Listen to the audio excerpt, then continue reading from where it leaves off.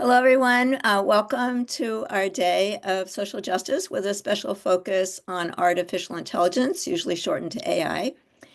This event is hosted by the American Library Association's Social Responsibility Roundtable, or SRRT.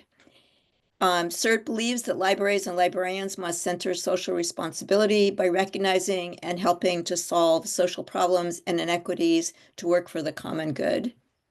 My name is Julianne Winkelstein. My pronouns are she and her, and I will be moderating today's session, or this hour's session, I should say.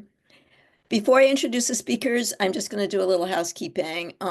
If you need captions, if you need to enable the captions, click, or would like to enable the captions, click More in the bottom right of the screen, and then click Show Captions. Our session today is being recorded, as you can probably see, and the recording will be available on our website within a few weeks. Please keep your camera and your mics off unless you're a presenter or posing a question during our Q&A portion. Please be respectful and extend care and compassion to yourself and others. And we will have time for questions and answers after all the presentations have concluded. Please use the Q&A Zoom feature to pose your questions and reserve the chat section to relay any tech issues, resource share-outs, or appreciation for our panelists. You can put your questions into the Q&A as the presentation is going on, so you don't have to wait till the end. And then when everybody's finished presenting, we will go to the Q&A. This section focuses on AI's critical impacts and applications to different populations and settings. Each speaker will speak for up to 20 minutes, and then we'll have our Q&A. Our presenters are Kat Lockmiller, Health Science Librarian, Northern Arizona University, who will be talking about information as Eugenics, Technoableism, and AI in libraries. Matsuko Friedland, an MLIS student, San Jose State University, whose topic is AI literacy instruction in carceral settings. And Hayley Park, PhD student at the College of Information, University of Maryland, College Park, presenting on Between Trust and Being Stuck, Information Access, Community Engagement, and the Role of Libraries. During each presentation, I'm going to turn off my camera and my mic, but I will still be here. We're going to begin with Kat, and Kat's very, very brief bio. Kat, she, her, is trans and disabled. She does library work. She does not dream of labor. Turning it over to you, Kat. Thank you. I'm excited to be here. I'm going to share my screen. I've got a lot to talk about, and hopefully I will do it in time. Okay, so content warning before we start for this talk. There will be ableist language used. I used the words crip and disabled as terms of empowerment too. I will also describe instances of extreme eugenics in this talk, including genocidal violence. This is an important subject and it demands seriousness. And I hope that I am able to speak, even if I am only speaking from my own positionality. I am disabled and I'm a trans woman, but I'm also white and privileged to live in the US imperial core. I want to use my privilege to make the world a better place. So with that, let's talk about technoableism. So for our purposes, I consider disability from the position of a social and economic class. And I think that's important to say from the start. While everybody who lives can and will experience disability, we must also reckon with disability as a side of struggle. This means looking at disability from the perspective of class antagonism, which produces and sustains disability, which we'll learn a little bit more about today, even with limited time. Another important facet of this is that to be disabled is to be rendered surplus. So the word surplus in this context means excess or waste. It can also mean part of like the surplus labor force, which is to be disabled, but with the possibility of becoming re-enabled or reintegrated into the system of capital for the purpose of working. So the dominant economic and imperial order that we live under in the United States, Canada, and other Eurocentric countries is to rehabilitate commodify, or to excise disability. Ashley Show, in her book Against Technoableism, describes the feeling of disability quite well. She writes, quote, "When people posit disability as a problem, they look for solutions. Disabled people can and do have problems, which sometimes include pain and dysfunction. However, many of our problems are social, structural, and practical problems that stem from the idea that disabled people are fundamentally flawed, unworthy of inclusion, broken, or inadequate." This is ableist thinking. We have to resist these kinds of assumptions, which produce simplistic disability stories that collapse disabled people into stereotypes. Okay, so with that groundwork laid, I think it's also important not that we just describe disability, but that we describe ableism. After all, we are talking about technoableism today, which is a subcategory of this mode of antagonistic action. So if you're not familiar with Talila A. Lewis, they are a disability rights activist and writer. I am very fond of what they call their living definition of ableism, which they have expanded, changed over time as the system that produces disability has changed over time. Talila defines currently, as of 2022, this is their most recent definition, ableism as a system of assigning value to people's bodies and minds based on societally constructed ideas of normalcy, productivity, desirability, intelligence, excellence, and fitness. These constructed ideas are deeply rooted in eugenics, anti-Blackness, misogyny, colonialism, imperialism, and capitalism. This systemic oppression leads to people and society determining people's value based on their culture, age, language, appearance, religion, birth, or living place, health, wellness, and or their ability to satisfactorily reproduce, excel, and behave. This last part is also very important. You do not have to be disabled to experience ableism. We will really want to untangle that last sentence as well. So I think this definition really conveys the extreme breadth and depth of ableism that people experience.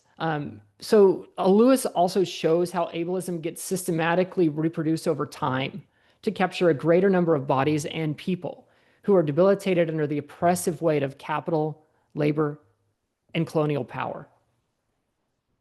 So speaking to that last sentence of you do not have to be disabled to experience ableism.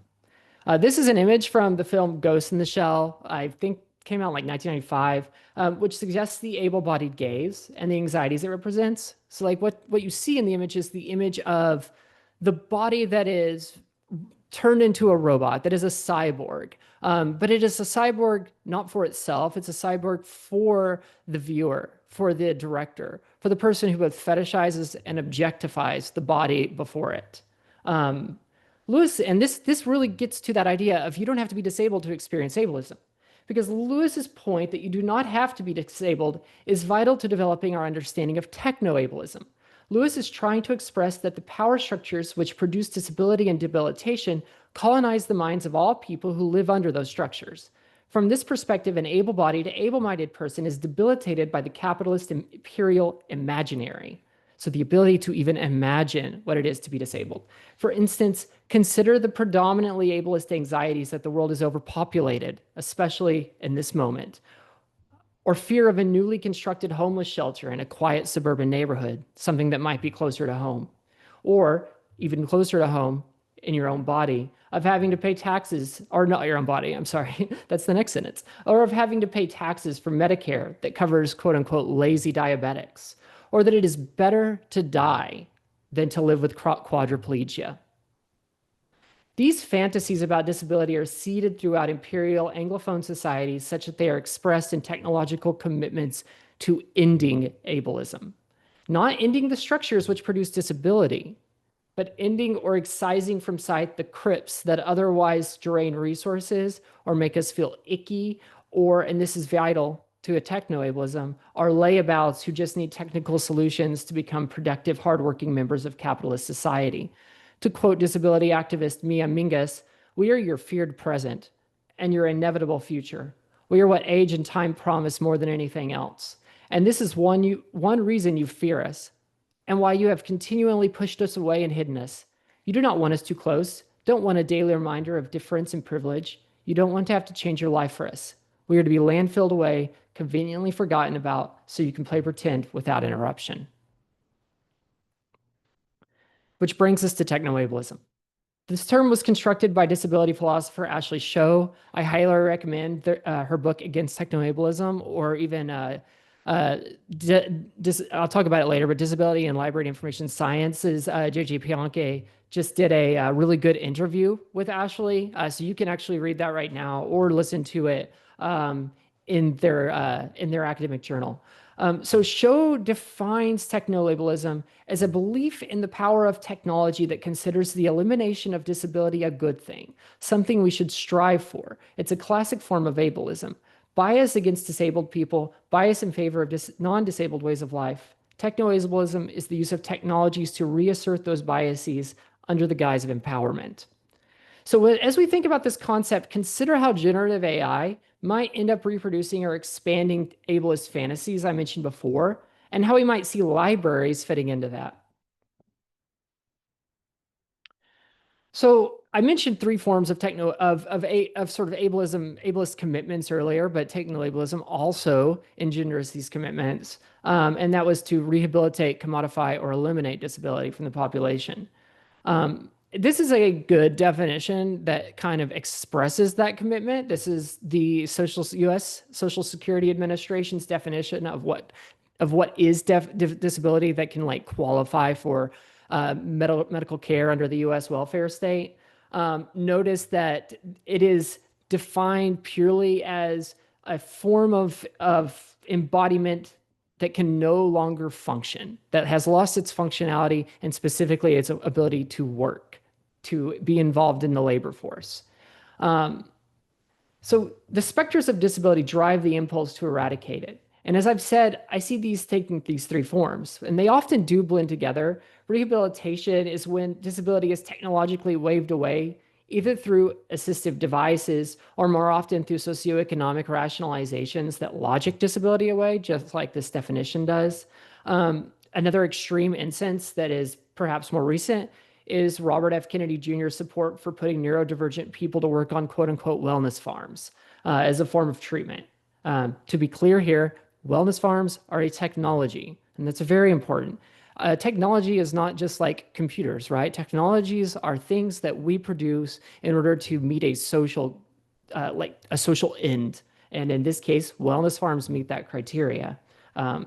This is just as true for library work. And generative AI is helping to make it happen by producing a rationale to assist, quote unquote, disabled workers by providing tools to increase workplace efficiency, manage time, and above all else, something all of these tools can and will do, surveil us and make sure we are committed to the project of production. Second, commodification, turning the disabled subject into an object, specifically a commodity object which can be bought and sold. The most obvious example of this is the nursing home, the madhouse, the inpatient clinic, all built and operated on the idea that institutionalization is an industry, and it's an industry built on the technological manufacturing of bodies and minds as profit drivers. Again, these are all technologies. Third, and most extreme, excision or elimination. And if you need an example for this historically, the Nazis' Action T4 program of mass involuntary euthanasia might be considered the most extreme end. But also, as we'll see, the way that generative AI writing tools flatten the variety of neurodivergent voices into the same writing style presents us with a kind of elimination. Perhaps not an elimination of the body, but an elimination of voice, of the ability to produce your own individual self into the world. So I want to kind of go back a moment to that concept of commodity. I'm already pushing against time. And for America's tech industry, the big companies like Microsoft in particular, disability has historically been situated as a site of profit, mostly through advertising and marketing campaigns that present whatever the company is trying to sell as a leap forward for accessibility. So pictured above are two such instances. The first displays a young girl in a wheelchair using a VR headset and haptic controls. The device is an Oculus, which is owned by Meta on Facebook. Just a side note that the guy who initially developed the Oculus is Palmer Luckey, who went on to found Anduril, a weapons manufacturer. This matters because it's very telling how many of these technologies, including generative AI, are profit generators in one place and one place alone, the American military industrial complex. Also unsurprising how many of these technologies, therefore, end up getting used to create newly disabled bodies on a global scale. The second image, I'm going to go ahead and move forward because I think this kind of speaks for itself, but I do want to just give some alt text for that image. It's supplied by Johns Hopkins University. It's part of the Revolutionizing Prosthetics Project from DARPA. There is a very good New Republic article about this project and the way that it used disabled bodies as a way to manufacture military equipment. I'll post that in the chat after I'm finished speaking, just for the sake of time. So generative AI sales pitches that we've seen so far from Microsoft, all of these are pitches that I've seen, Copilot, and these all kind of speak to the way that Microsoft has sort of capitalizes on the concept of disability and universal design to sell a product. And that product is, in most cases, Copilot, but also Azure. So it's selling it as a screen reader to provide, and I find this one just ridiculous, alt text descriptions of the lived environment for people who have low vision. I do not have low vision. I'm getting older and I have trouble seeing up close, but that's why I wear glasses. But I don't have low vision. And to imagine a world in which Microsoft has decided to mediate my own environment for me through an increasing number of apps feels gross. I also find that these things end up getting flattened to a very generic image of who uses generative AI. You'll see the image on the right, which was from an online ad that I saw that shows a bunch of, it's a clearly AI generated image of a bunch of thin white people that kind of meet these like standards, American standards of beauty that do not fit with what it means to be disabled. This fits with an idea of selling disability.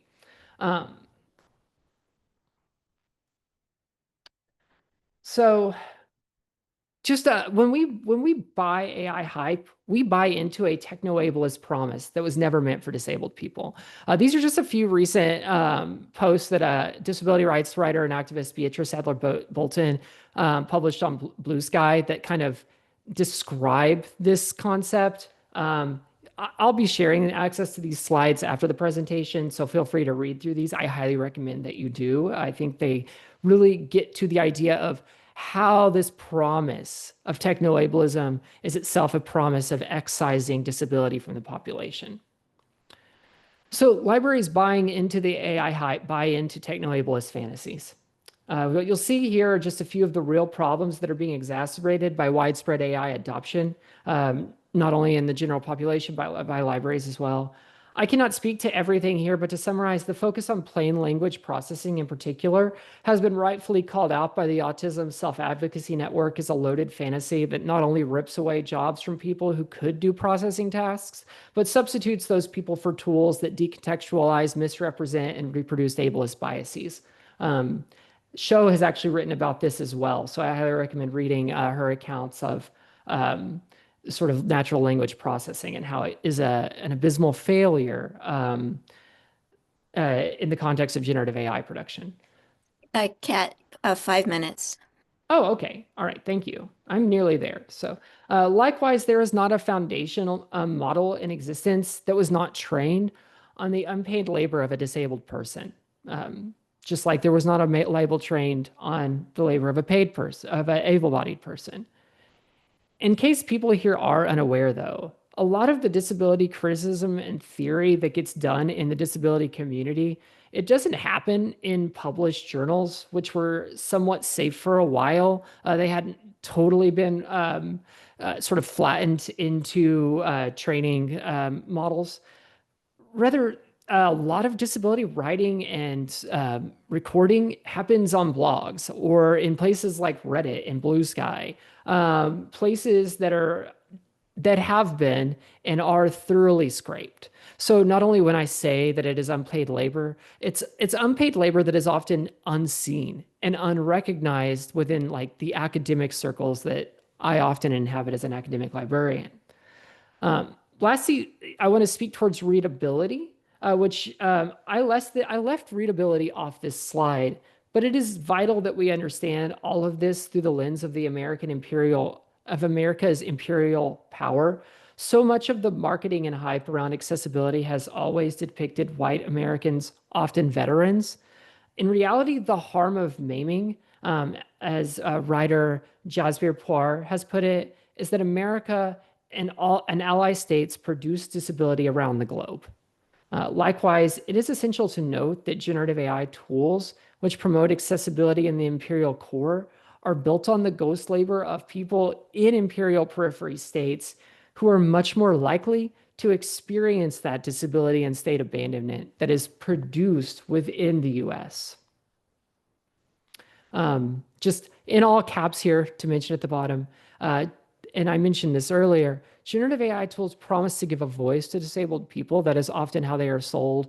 This is how they were sold in the NaNoWriMo kind of blow up that happened last year. And this often builds on a kind of ableist fantasy of disabled people as not being able to produce things. But we already have voices of our own. We already produce.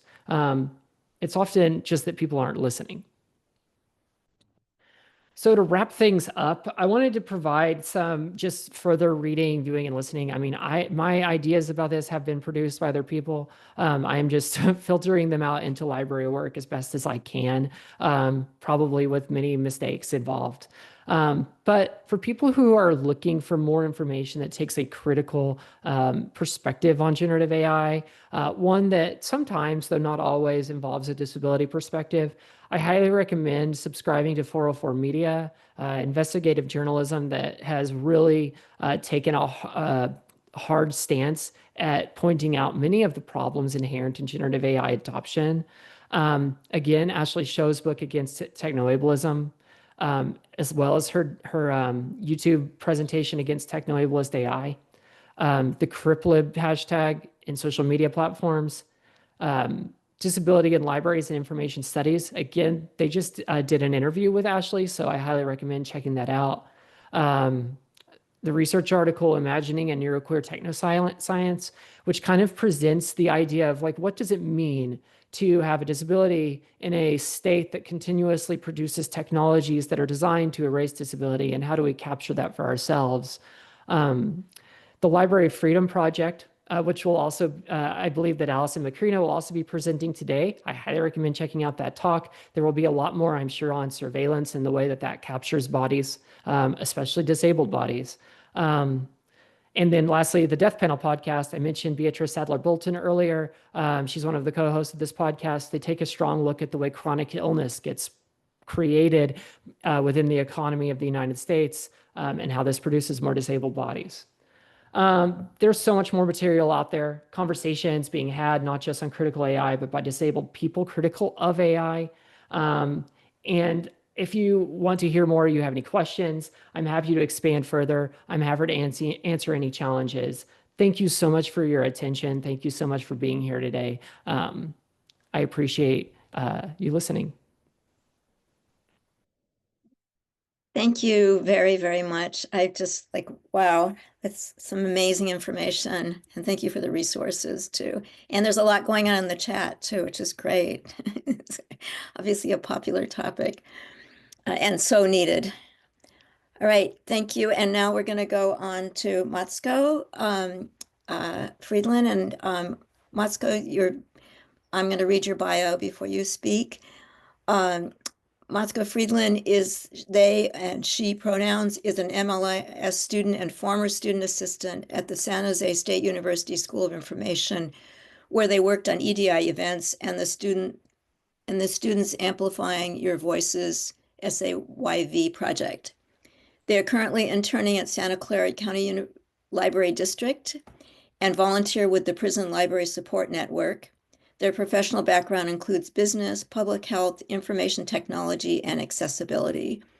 Their other areas of interest include disability justice, liberatory librarianship, languages and linguistics, movies and TV, food, and of course, cats. And I turn it over to you. Thank you. Okay, thank you for sharing all that. Let me just get my screen set up. Is that looking right for everyone? Yes. Okay, awesome. So thank you so much, Kat, for your presentation. I think it gave us all a lot to think about and something to talk about in the Q&A session or section later.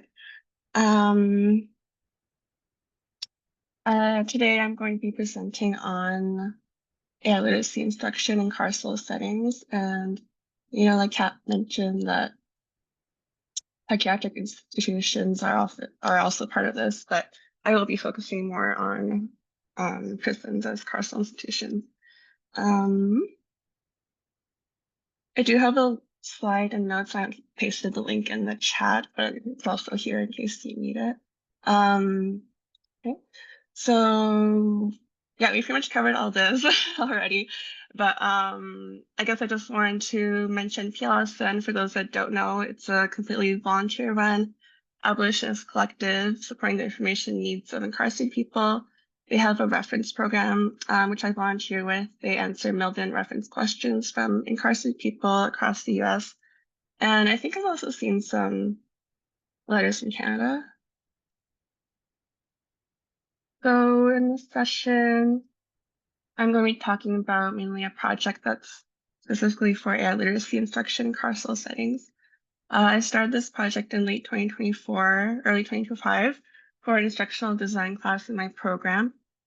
And I had already been exploring information access in prisons and other carceral settings for a few years before that, including through volunteering with TLSN. And one of the things that inspired this work was through seeing an increase in questions about generative AI and not really finding much there, suitable resources for the patrons asking about AI. So some of the questions I hope to address today include why AI literacy instruction in carceral settings is important. What are the challenges to doing so?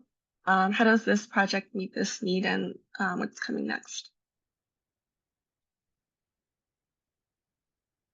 So first of all, why is it important? Let's start with a definition of AI literacy from Leo S. Lowe. I feel like it's very concise and covers a lot. So Leo defines AI literacy as the ability to understand, use, and think critically about AI technologies and their impact on society, ethics, and everyday life. And as we've probably all experienced, AI is quickly becoming more and more prevalent in our everyday lives, and as a result, AI literacy is becoming more of a necessity to navigate technology. Personally, I've been seeing a lot more of it on social media and at school by students and instructors alike. Some of the things I notice is people not understanding its limitations and overly trusting AI-generated content, which is an example of automation bias of people trusting the output of machines more than their own critical thinking or experts. And then on the other hand, a lot of people also treat it like a toy and make fun or silly content, even though it's incredibly resource intensive and wasteful in the midst of a climate crisis. And another thing I've been seeing is that it's becoming increasingly difficult to identify AI-generated content. A lot of people are getting tricked with AI-generated mis and disinformation. And this is something that even those of us who have been exposed to AI throughout this development struggle with. So for incarcerated people, this is further exacerbated by limited access to information and technology in prisons, which can cause a time capsule type effect. Yeah.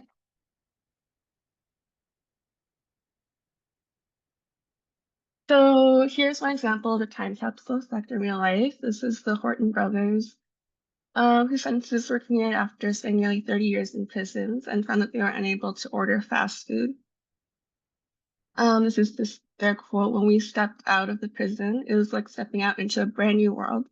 We went to Burger King and you had to go to the kiosk to order, and we didn't know how to use the kiosk, so we left." So they didn't have access to modern technology for 30 years, but technology expands so quickly, and missing out just a short amount of time can really set someone back in terms of opportunities and everyday activities. If we think about AI specifically, just a couple of years ago, it probably wasn't on most people's radars, and now it's something that probably most of us interact with in some basis, in some form on a daily basis. So what are some of the challenges to doing AI literacy instruction in carceral settings?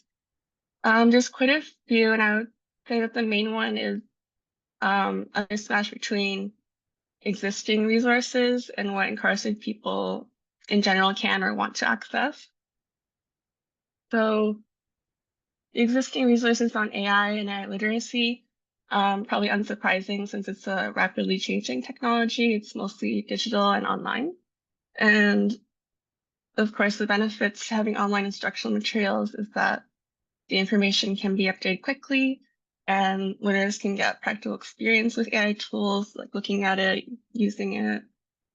And there are some more print-based resources lately. They're often quite text heavy, so you don't get as much, you can't really look at what technologies are out there, but then they also get out of date really quickly, especially published books, which take a long time to get out there. Institutions will also have their own restrictions on type of materials that's allowed, and it's different everywhere, even within the same jurisdiction. Usually there's limited to no access to technology for the incarcerated people, and what access there is can be very costly. So this means that using existing digital and online materials for instruction is pretty much impossible. And then the print-based materials, which again, often will get quickly out of date. It's not that much better because physical materials will also have restrictions, and that might be in terms of form, length, and even content. There's quite a lot of censorship in prisons. Oh, I just had an example as I had this DK book on AI, which is kind of cool. There's a lot of graphics. I brought this from the library. But it's also only available in print in hardcover, which is not allowed in many prisons.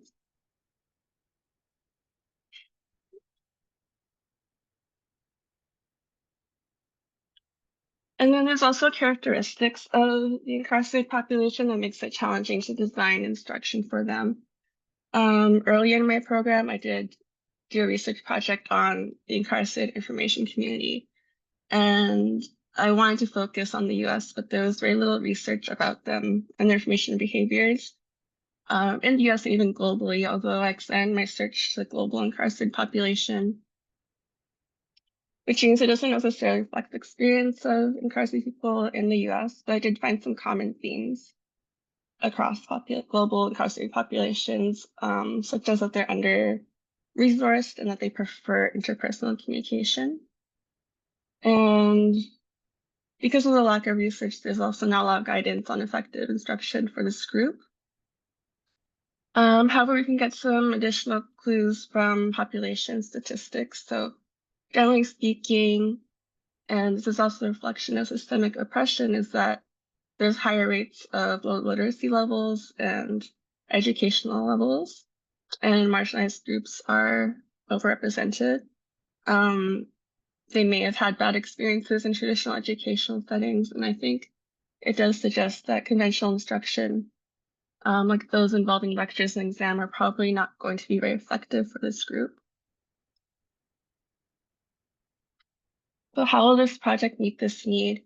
It was designed to meet the needs for a broad range of institutions and individuals. And while it's not going to be possible to meet every institution and person's requirements, the hope is that these design decisions will help maximize the number of people that can be reached. So the instruction delivery will be flexible, allowing for self-study, peer group study, and facilitated group instruction. This is to provide more autonomy for the learner, catering to different learning preferences, and also to support learning where resources are limited, where there might not be someone that can act as a group instructor. And the primary material will be a print-based workbook, which can be used in all the delivery methods, but there will also be a slide deck and supplementary digital materials for facilitate instructions and for those who do have access to the internet in some form. And the idea is that the workbook will cover the essential content, while the supplementary materials could offer additional interactive examples or resources for further learning on the topic of AI.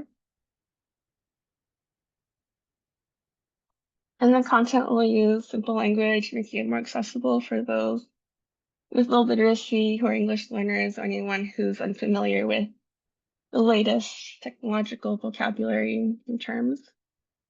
Visuals will be used to complement the simple language content as well as show examples of AI and its use, even though it may not be quite the same experience as using it directly or looking at it in real life. Since it's a workbook and not a formally published book like many of the existing print-based materials on the topic, we'll be able to make updates more frequently as the technology and discourse develops. And the evaluation won't involve traditional methods like tests, quizzes, or essays. As I said before, traditional schooling was unsuccessful for many incarcerated people, so why should we keep using those methods? Using more creative methods like art and discussion activities is probably better suited for those with low literacy levels and maybe uncomfortable with traditional evaluation methods due to past experiences, as well as addressing the preference for interpersonal communication. And I also wanted to mention that this format is designed to use in prisons, but it could be applicable to many other settings where there's limited access to the internet or technology, or that the learners are not comfortable with that. In terms of what's next for this project, I'm slowly working on developing the first version of materials, and I'm interested in collaborating with others, especially those that work in carceral settings. But definitely after the first materials are ready, I would love to get some feedback and revise it before publicly distributing it. So that could be through direct feedback, or I'm hoping some kind of a pilot project or test project. And the plan would be to continue updating materials after it's public with learner feedback. It could be possibly through focus groups, paper surveys, or direct content.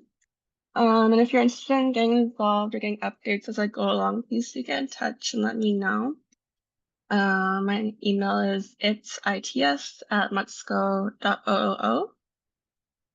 And if you're interested in my references for this talk, it's on the last slide.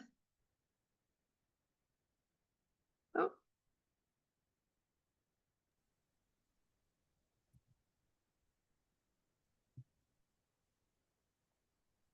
Thank you. Yes, okay.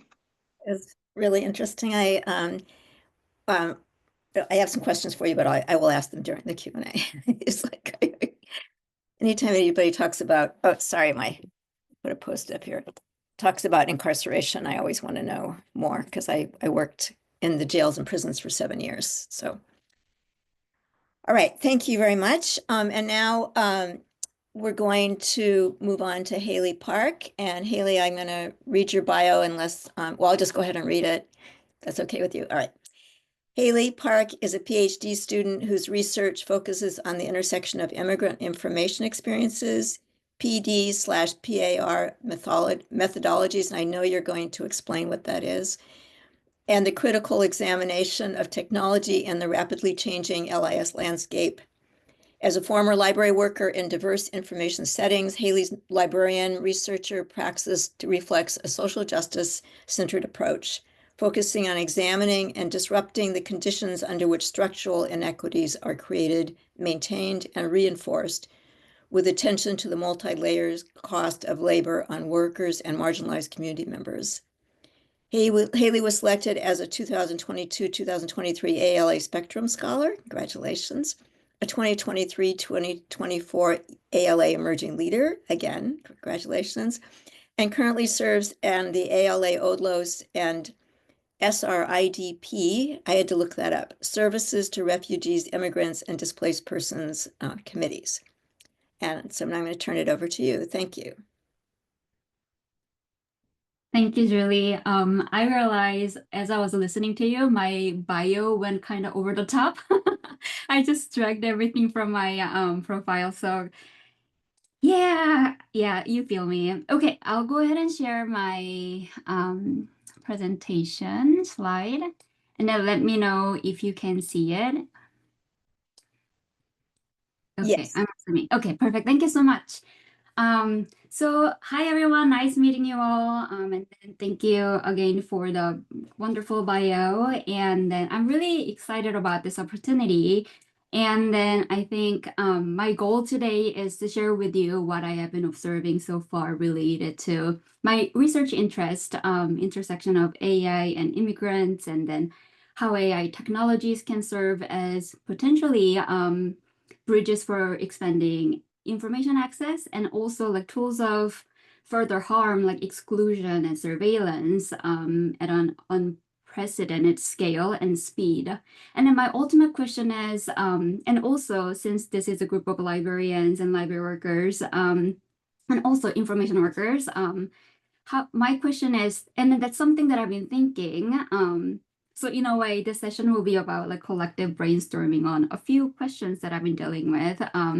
Like how can libraries as trusted information infrastructure and the library workers who hold like library professional and ethical values, how can we respond to this moment of AI hype and then a rapid push for adoption and integration while like truly like centering immigrant populations and then their information needs at the heart of, I guess, our collective thinking process.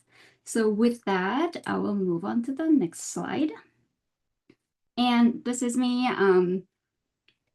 You've heard enough, so I'll move on. And then I use pronoun she and they. That's another one that I wanted to add. And before we dive in, I think it's important to sort of share with you how I'm approaching this topic. And then I'm not claiming any expertise on this. And then it's more like I was really excited about this opportunity to share my thinking process because I'm still trying to grapple and I'm still trying to make sense of how I should make sense of this AI hype with immigrants at the center.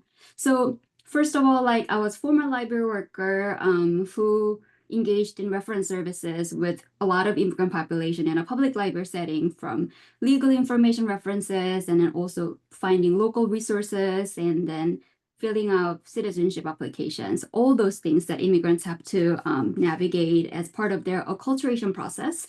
And also now I'm a LIS student and also scholar, closely watching this conversation around AI research and development and integration, and also conversation about like critical AI and resistance, while at the same time, from my colleagues and friends who are librarians, dealing with the tension between the pressure to adopt AI into their curriculums and the services, and also preparing students for future success and then demands of the job market. But at the same time, as a professional worker, information worker who's aware of those tensions and then negative implications of the use, like grappling with this, like conflicting sort of demands. So that's sort of how I'm approaching this from scholar perspective, and then how that may have implication for future LIS education.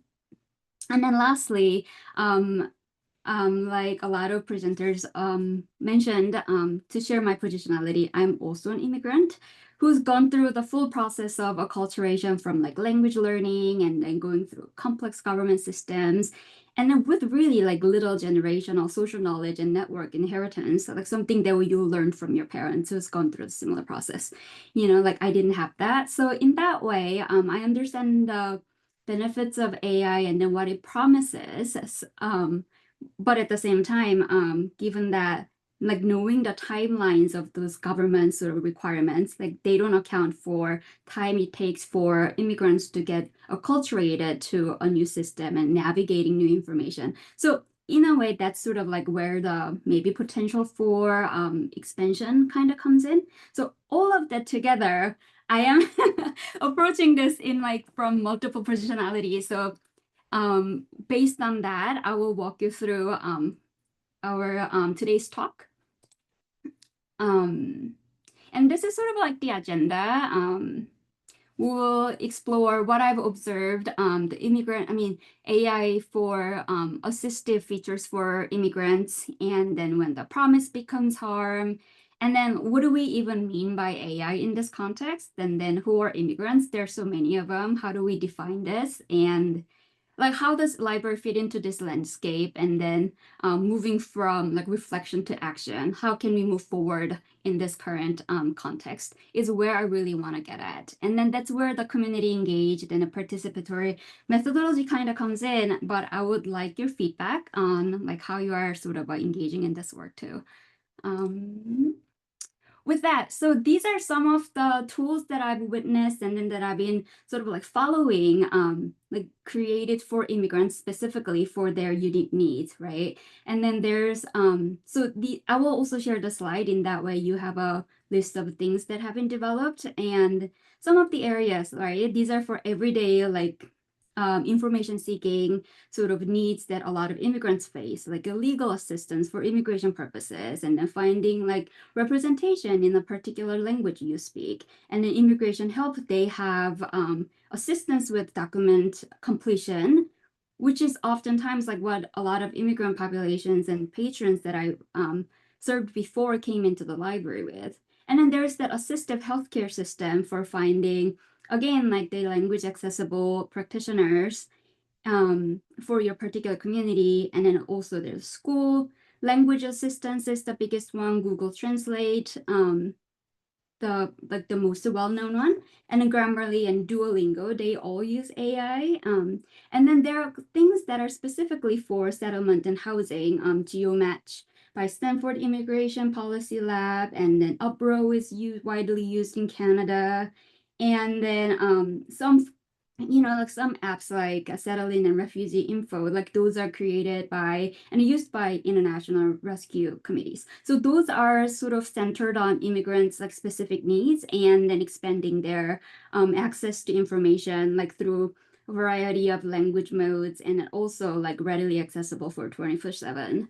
And also like in a way, like physical safety in your own private place, right? And then the second one is the harms, and then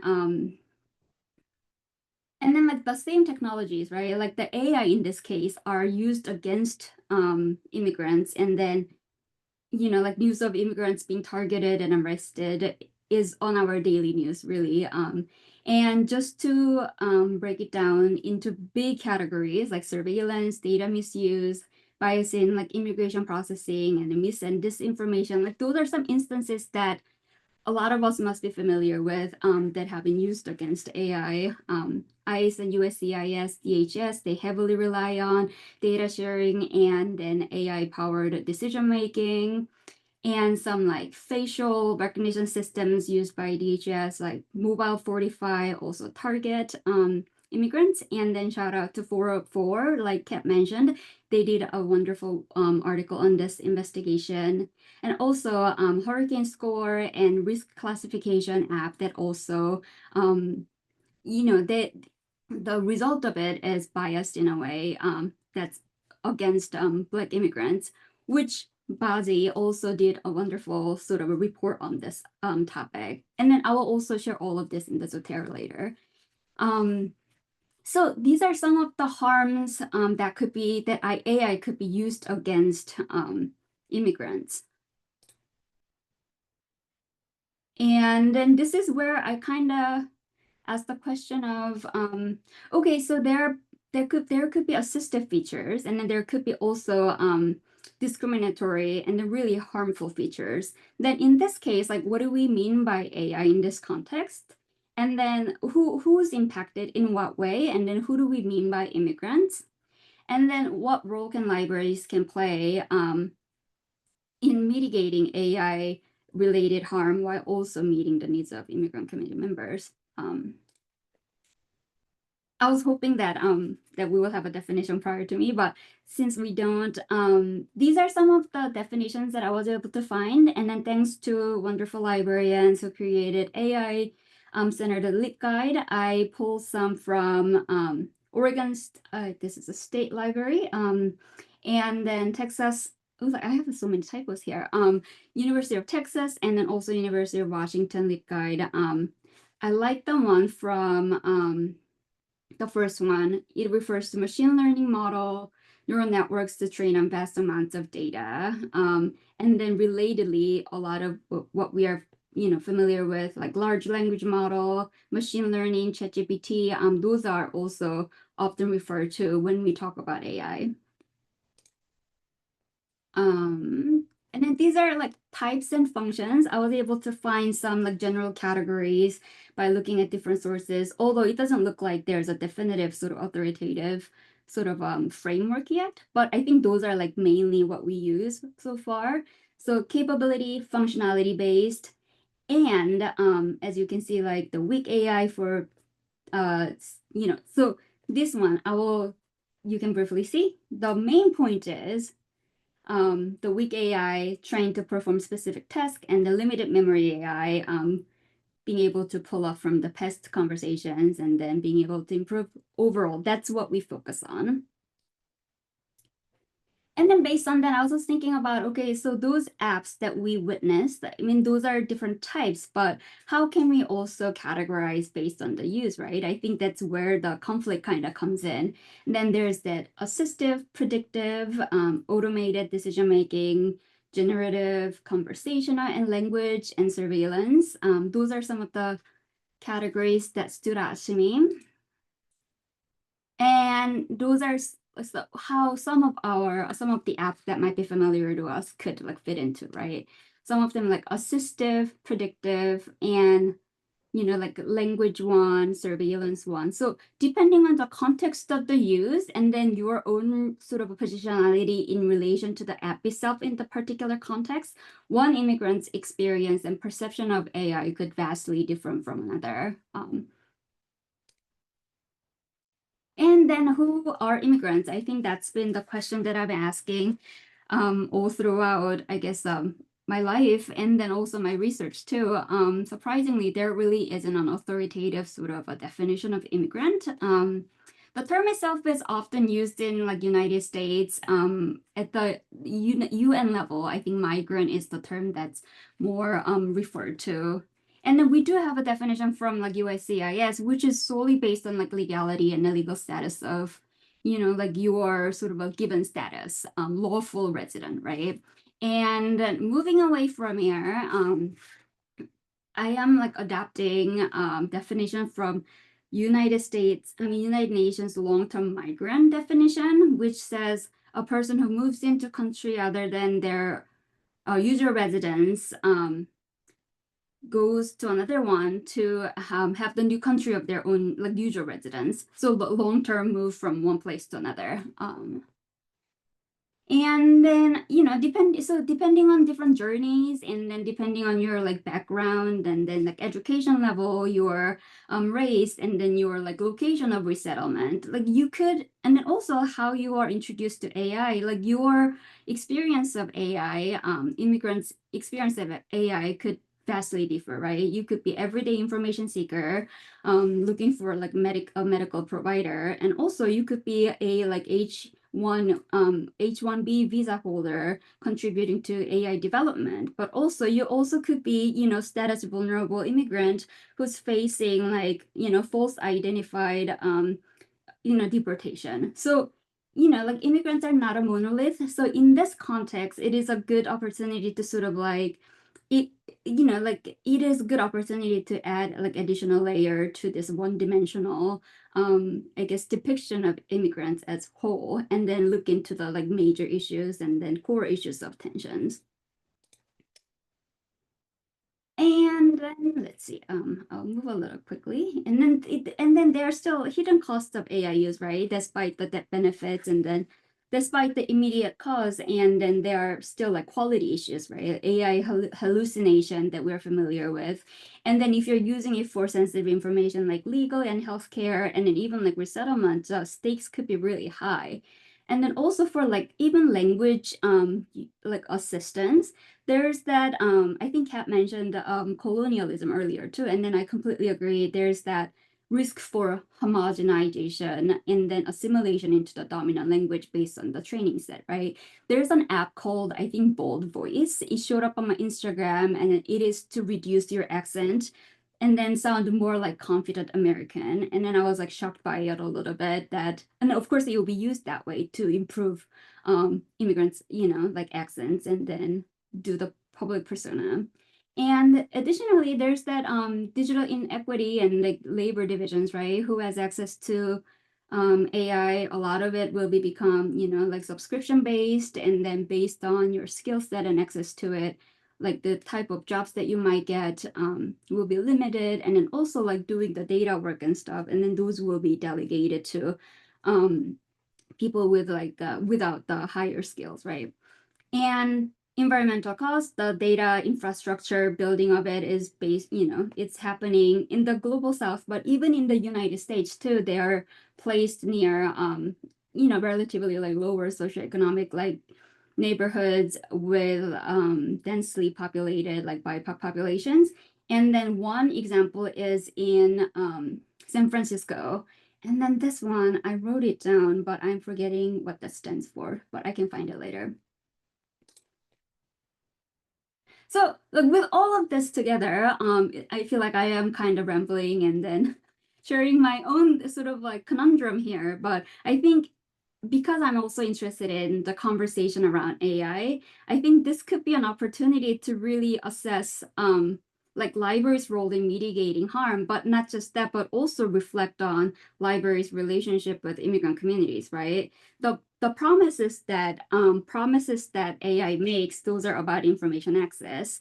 But do we, as a library, as a trusted information infrastructure, are we meeting the needs of those populations, right? Do we have language availability? Do we have those like ready access? Do we provide relevant information? Do we provide guidance on where to start, right? For the areas that a lot of immigrants have to navigate.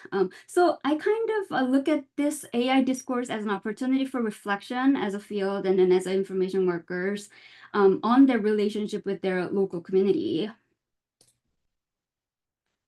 And these are some of the, I guess, quick reflection on what libraries currently offer in terms of immigrant sort of outreach and services, language classes, citizenship preparation, job search and navigation, digital literacy skills, and then also small business building skills, all at no cost, which is great. But also there's a limit in service location sometimes requires immigrants to go to in person, and then there could be like transportation issue, and also people may not actually know about where to go for finding this particular program. And then like what AI promises, pretty straightforward: language, accessibility, ready access 24/7, personalization, and then you can also engage in this continuous conversation instead of like one person staying at the reference desk, you know, holding everybody up or having the pressure to do it. So those are some of the like promises that could be attractive to immigrant population. And, you know, like coming from the librarian perspective, yes, there is a lack of multilingual support. We can always do better, longer response time. However, you know, and also you may not even have that trust from the community, right? Are you a visible sort of information source in your community? I think that's another point of reflection.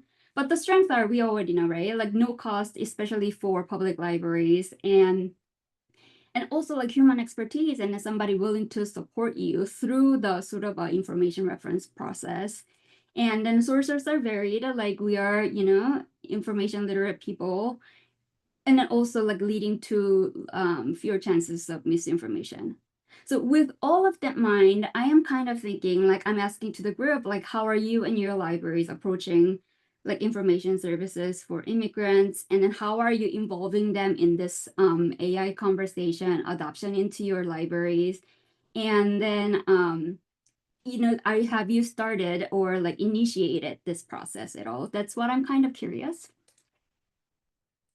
And then like all of libraries, these are some of the actions that I was brainstorming, and then the list can go on and on, right? And then like first, I am approaching it as like engage immigrant communities in AI conversation, especially around adoption into the library services, into programming, maybe like literacy programmings, if that's of their interest. And then sort of really like know your community and engage their interest. I think that's something that I don't really see a lot in the current conversation. I think it's mainly based on the practitioner level conversation, but like how are we centering immigrant population in this, who could be a user of the tool and also be really heavily negatively impacted by this. And then maybe for them to sort of be more informed, we can create a checklist of benefits and sort of benefits and risk sort of assessment, right? And then see what kind of things are implied in the use of it.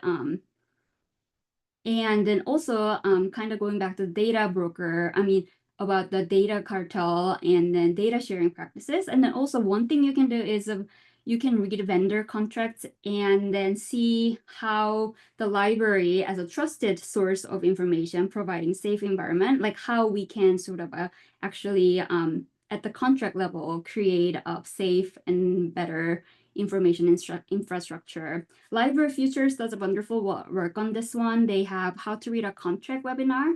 And another example that I found was really cool was San Jose Public Library. They have a page dedicated to privacy that goes over third-party vendors' privacy policies on their page. And then that was wonderful. And then another one that I was kind of thinking maybe there could be immigrant-centered, advisory group who can like walk you through this adoption process, or even like having this critical conversation. This is the last one, Julie, I'm here. So again, like in this, you can see the wide range of sort of like topics that I've been sort of dealing with and then mulling over. And then I think approaching this, I think it's really a good opportunity to engage in this critical and reflective conversation on our sort of a professional approach to, and with like immigrant communities, and then the resources that we provide. And then the question for the group is, again, like I'm kind of curious if anybody is having a conversation with their immigrant communities about this adoption, and then maybe like AI literacy or any like issues with AI sort of harms. I'm really curious about that in any information settings, like public and academic. So with that, I will end it. Thank you. You can send me email. I'll be happy to stay in touch. And also this is a Zotero library, which will have references that are referred to during this conversation. And I'll also continue to add, because I want to build this thought a little bit more. So thank you so much. Thank you very much, Hayley. That was great. There's so much, it's just amazing. I feel like I've this barrage of information, like everybody, it's just like so much to think about. It's wonderful. It's really wonderful to have these kinds of conversations, and just I like the way that you're just like, these are what you're thinking about, and these are your questions, and that's really great. So thank you, everyone, all the speakers, and I'm going to look at the Q&A. And please, if you have a question, please post it post it in the Q&A or raise your hand and ask it directly. I'm going to go to the Q&A right now. So the first one is specifically for Kat. Do you have any prepared information about solutions or what we can do about the information you shared, or is that perhaps coming up later in the session? So this must be later in the session. So any thoughts on that, Kat? Yeah, I can share my thought. I also agree with everything Hayley mentioned at the end of their presentation about moves libraries can take. I would echo all of that. I think too, there are just a couple things I would add about like what we can do. This is perhaps more general than disability, but I hope it's worthwhile. Firstly, I think that we should adopt a willingness to be antagonistic. I think it can be very challenging. You know, in libraries, we want to please everybody, or we want to be kind, we want to be charitable, but not all technologies are inherently good, and some can be quite harmful, quite damaging, or are even built on a foundation that is violent. And I think it's worth asking ourselves, is generative AI one of these technologies? And if so, then it behooves us to adopt a position of I am going to be critical. I am going to take a contradictory stance towards this. That can be hard, but I think it's worthwhile. I think too, like secondarily, this applies perhaps to everything we are undergoing as librarians right now, but a willingness to organize is vital, not just to sort of secure better labor conditions for ourselves and other people in our libraries, but because that gives us the capacity to push for those critique, like push against those vendor contracts that have undesirable conditions, to push for, I think, sorry, this is a bit of a tangent, but I think that generative AI is consistently being sold as a tool that will promote efficiency and clean up the amount of time that we have. And I believe professionally and personally that in reality, what it will do is give us more to do in the same amount of time that we already have by sort of positioning us to do different things or to manage chatbots, for instance. Organization is a way to push back against that managerial tactic.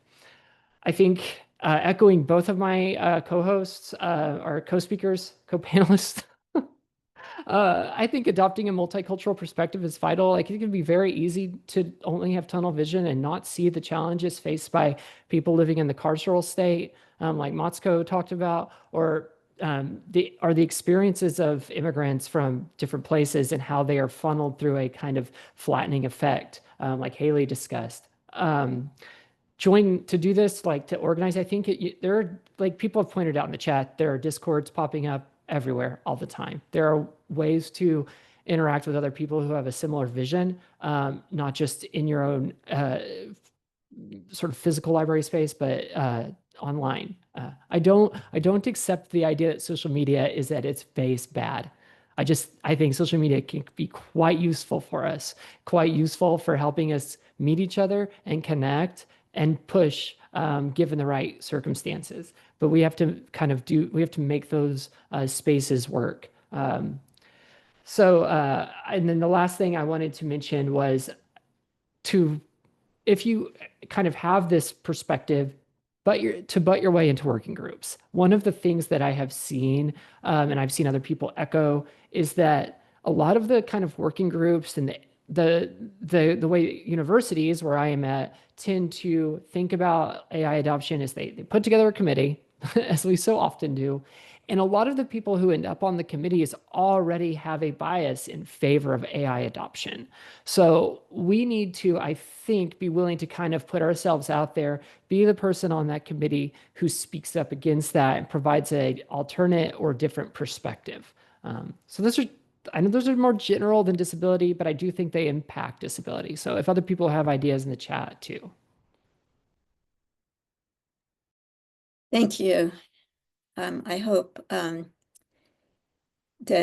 answers the question. There was some great information. Yeah, a lot of thoughts about that. I'll go to the next question. All right. Next question is from Taylor. How do we educate library users about the privacy concerns that arise with AI, especially in a time of heightened anxiety for immigrant communities? Are the benefits of AI usage worth the privacy trade-off? And I know this kind of feeds into the conversation that's already been happening. And that's not aimed toward any particular panelists. If somebody would like to speak up about that.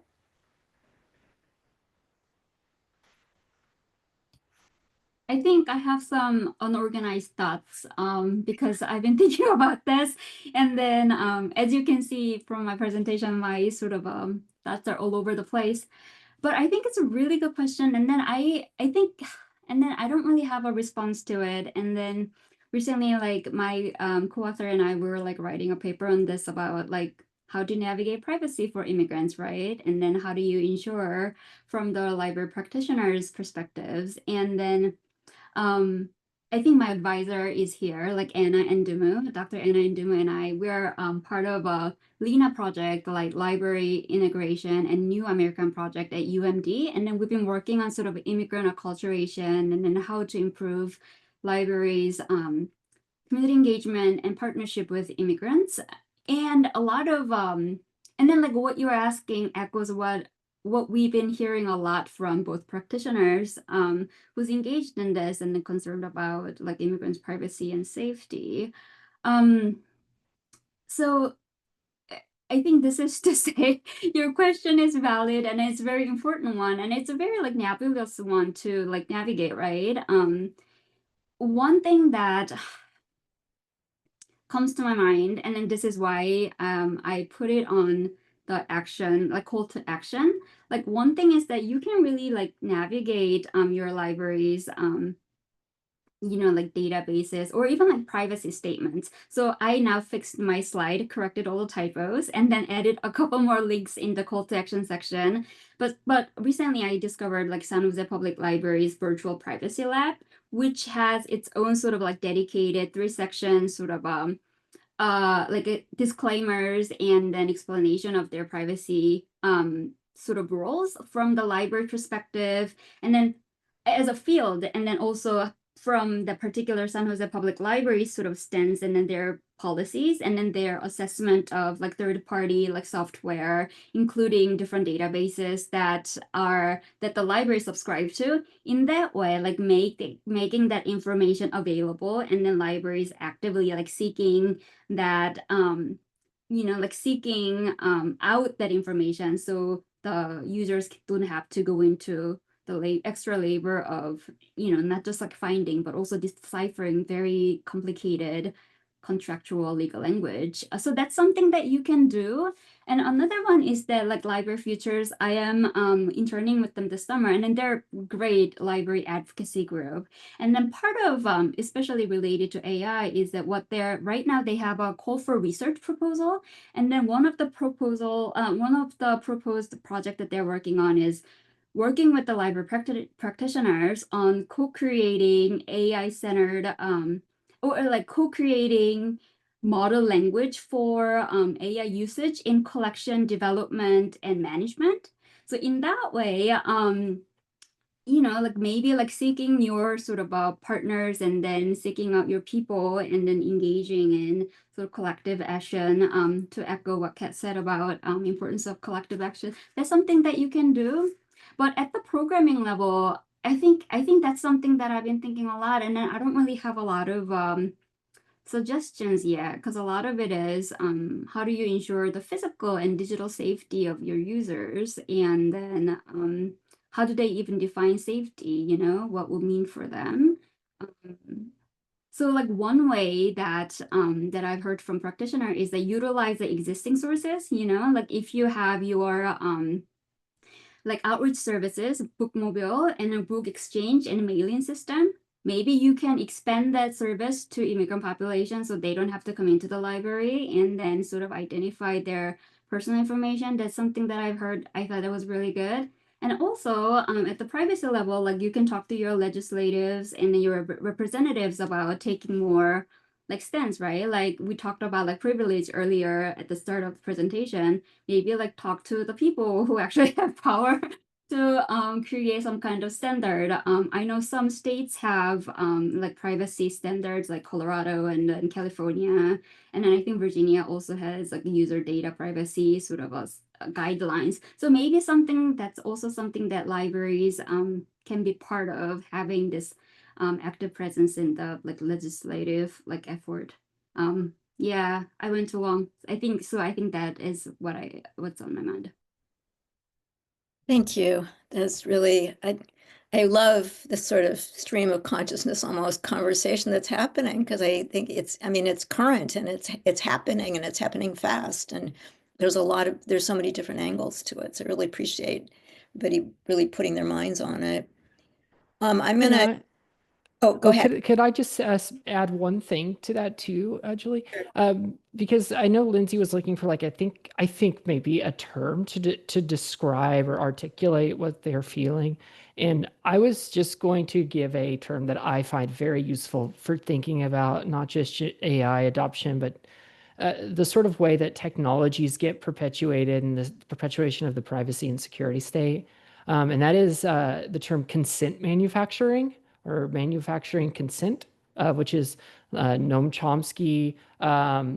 And it sort of describes a way that larger media apparatuses use these sort of tactics like, oh, this is a minority concern, or AI is inevitable, or oh, we have to stay ahead of the curve. We don't want to be Luddites.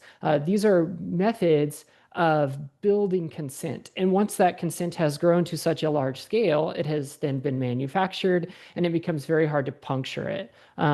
So I don't know if that helps with that articulation, but I thought I'd throw it out there just in case. Thank you. I think that was in response to the question, the third question, which I was just about to read. So there's the answer before the question, but I'm going to read the question anyway in case anybody else has any other thoughts. But that was I love that manufacturing consent. That's a great quote. So the question that Kat just responded to, and if anybody else has any thoughts, or Kat, you have more thoughts, is from Lindsay. I'm struggling to articulate concisely, but I'm interested in if there are suggestions or ideas on how to address internal institutional pushes to invest in AI tools when concerns related to ableism, lack of digital literacy, digital divide, multilingual support, etc., may be minimized as a minority of patrons, researchers, and therefore of little or no concern. Accessibility and support for researchers with issues or concerns being put off as something to deal with on a case-by-case basis, often as an additional labor for frontline reference and desk staff. Is there any advice or language that could be used to push back on that mindset? So Kat has a great response to that. Either of the other panelists like to chime in on that, or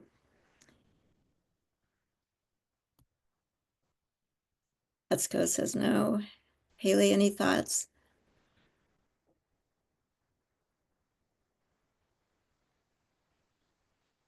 I'll read the question again. So I know it's a long question. Sorry, I just realized my name is misspelled, but that's my name. That's I know on your slides so it was correct, and then on your so it's Hayley. I know how to spell my name. I noticed that the slides had it the way you want it to be. That's why I need to like read this question again. Okay, just give me 1 second. And then, yeah, we have 10 more minutes. So we have this question, and then it looks like we have one more.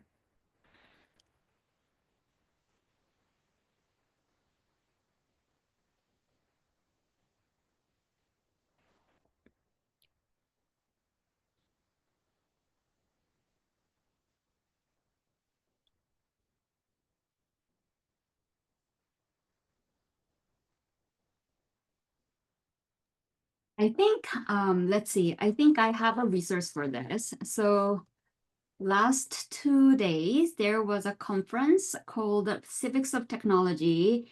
And then this year's theme was specifically about resisting AI.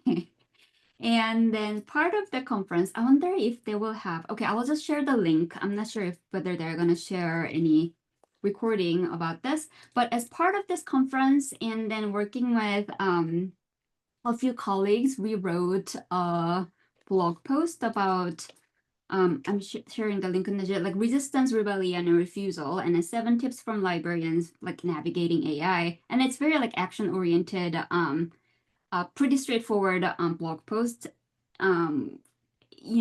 targeted for researchers and educators who might be working with, librarians, and then also have some doubts about AI adoption. And then part of the one that my colleague wrote, like consider labor issues and workload.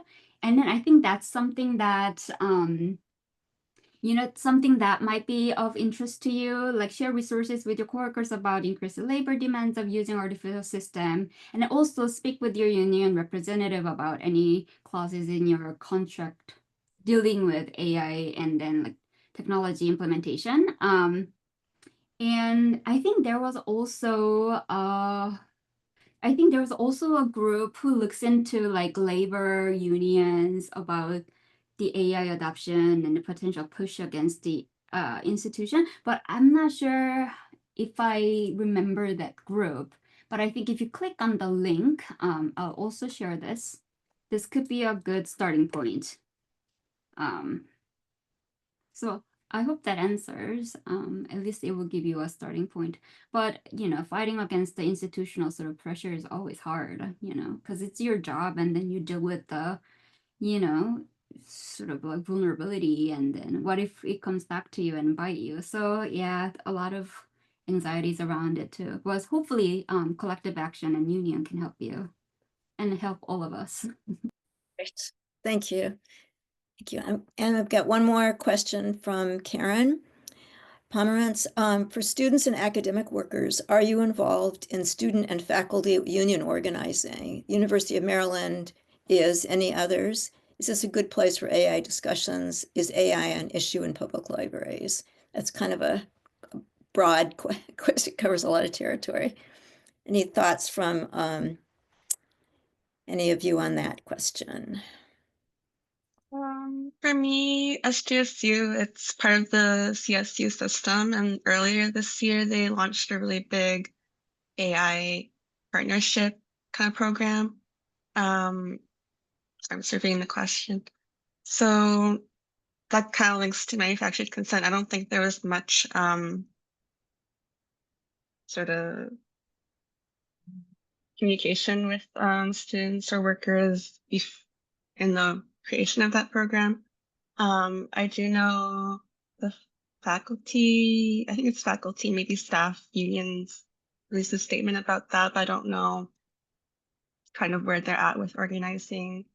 And on the student side, my program is entirely online, so I don't have a good, I'm not too sure what the on-campus students are like, but there have been a lot of discussions among the MLIS students on our Discord. And yeah, it's kind of the discussion stage. We don't really know what we want to do about it yet. Great, thank you. Any other thoughts on that, Kat or Hayley? I can quickly share what I know. At UMD, because I'm not part of the university library system, I don't really know about whether they have labor union there or not. I should probably check. So I can't really speak on that one. And then also, I think our faculty is trying to, have a union, but whether AI is part of the conversation or not, I'm also out of loop. Yes, like Dan is one of our, yeah, you already know who he is. Yeah, so he's a person, like faculty member who's leading the effort. So yeah, he's very much part of the conversation. And then as far as like AI issue in public libraries goes, I think I was kind of, because I'm always like nosy, I want to know what people are doing. And then I think AI conversation, especially with the job training and assisting, especially like with immigrants, because that's my context, on like how to find jobs and then improve their like resume and then like effectively like utilizing job searching online. I think that's been promoted a lot. And then I think previously I found a list of sort of like model examples from Web Junction on series on AI implementations. I don't have the link right now because it just came to my mind. But if you go to like OCLC Web Junction, their catalog of training and webinars, I think there's a section on AI that goes, and then I think part 2 might have been like one of the sections goes over AI-centered implementations for patrons in libraries. So I thought that was really interesting. And I also wondered what kind of information they have shared prior to the training with their patrons, in what language, right? So I think that's being explored. And this is kind of like separate, but another issue in public libraries that I've come to learn this summer is that with Hoopla and Overdrive, and of course this is through like Library Futures work, and then there's a lot of like instances of AI slop, like low quality and then very like discriminatory and racist and then ideologically one-sided work, AI generated work directly cataloged into the web resources like Hoopla and Overdrive. And there currently wasn't a way to assess and then evaluate from the library subscriber side because there's no system on the provider side. So Library Futures did a work on this one, and then this one specifically impacts public libraries because those are the e-resources app used the most in public library settings. So I will also share that article there. So I think this AI slop and then low quality work, and then how do you sort of like maintain the quality of collection, digital resources at your library, and then how do you sort of like negotiate that process with the vendors. I think that's another sort of a public library issue related to AI that I've learned. Speaking to the question too, I'm in Arizona, and organizing is not in the best conditions here. As I'm sure that's the case for many people. I think Arizona is one of, I think, 26 right to work states in the U.S. And it is historically a struggle for all academic workers, school workers, and public workers in general. But I wanted to also just push too for the possibilities of organization that are happening outside of our institutions and outside of the domain of the state itself. Organizations like Library Freedom Project do a lot of work to try and create the conditions for us to think about organizing and think about how we can connect with one another and push for better conditions, not necessarily through the sort of pathways of like the normative pathways. Great, thank you. We need to stop because so that we can make room for the next session that's coming up. So I'm just going to give this final closing remarks. Thank you to everybody, the presenters, and everybody who came to the session. And thanks for the lively exchange of information in the chat and the questions, and everything has been really great to be part of. And thank you to the SRRT team for handling the tech and the chat. And then a little bit about SRRT. SRRT is committed to ensuring that all our programs are diverse, inclusive, and free for attendees, which to me is extremely, extremely important. I have a lot of issues about the way that everything is, there's a charge for everything. And if you're not an ALM member, you don't have access to stuff. And all of that is to me, a big issue that I talk a lot about. So I'm really proud of SRRT for providing this kind of programming that's free and you don't have to pay anything. So to do this, though, we rely on support from ALA, from membership and direct donations. You can help champion our Roundtable's mission by donating at the link that's provided. Apparently, there's going to be a link provided. And/or join SRRT as a member. Please help us maintain our high-quality programming, the core values that sustain it, and our commitment to accessibility by making a donation, becoming a SRRT member, or just helping spread the word about our Roundtable and our events. So thank you again to everyone. It's been great, and thank you to yes, thank you. Enough thank yous, I guess, but I really appreciate it. Thank you. And I think the chat, somebody had a question about the chat, about like keeping it up or something, but I don't know if you're aware that you can save the chat. I'm assuming that works. If you aren't aware of that, if you go to the top, there's 3 little dots and it drop down and it says save chat. I've been doing that all along. I'm hoping that actually that really does work because I didn't open up any of the links, so it better work. All right. Thank you so much. It was great to be here. Thank you. All right, bye. Bye.